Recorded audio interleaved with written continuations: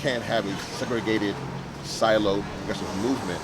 I think that it also shows for our generation, we don't want to have a movement that's just one group here and there. We want to fight for justice and against injustice wherever it is.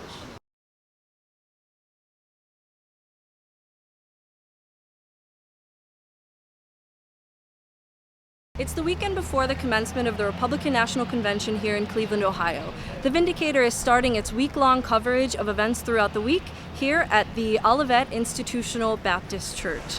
Today, organizations from all over the country are convening to foster discussion and host workshops in light of the RNC coming to Cleveland next week. The Vindicator had the opportunity to speak with representatives from multiple organizations. So we're talking about some of the impacts of having people from all around the nation come to Cleveland to voice their concerns. What do you expect for next week? I mean, I expect that clearly that the Republican National Convention has made some outlandish comments in the case, and because of that, there are people who feel they got to speak out against that, speak out for a living wage, that people should have at least $15 an hour, speak up for LGBTQ rights, that we shouldn't be tackling people who want to go to any bathroom, speak up for criminal justice reform, and saying that, listen, that with all the cops who've killed people, from Tamir Rice, Pakia Boyd, North Charleston, Baton Rouge, Minnesota, nobody's going to jail. You can't tell me that nobody is not.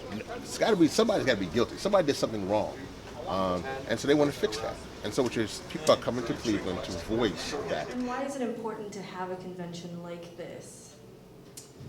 I think that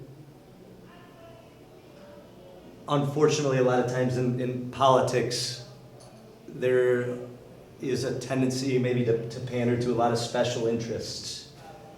And there are a lot of hurting people, in our communities and around our world whose voices aren't heard.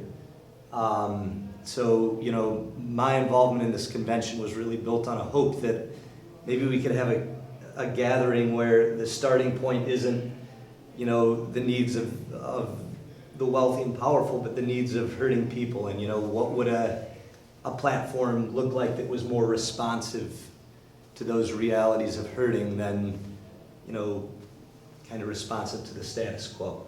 What is your role within the People's Convention this weekend? So I'm the voice of, I perceive my role is to continue pushing the envelope of nonviolence as the common thread. Because even though a lot of people my age saw one of the greatest movements of nonviolence, it has been sanitized, right? And it's been, the edge has been taken out of it. So one, people have interpreted nonviolence as being nice. And no, nonviolence is not being nice. Nonviolence is about transformative change that breaks the cycle of violence.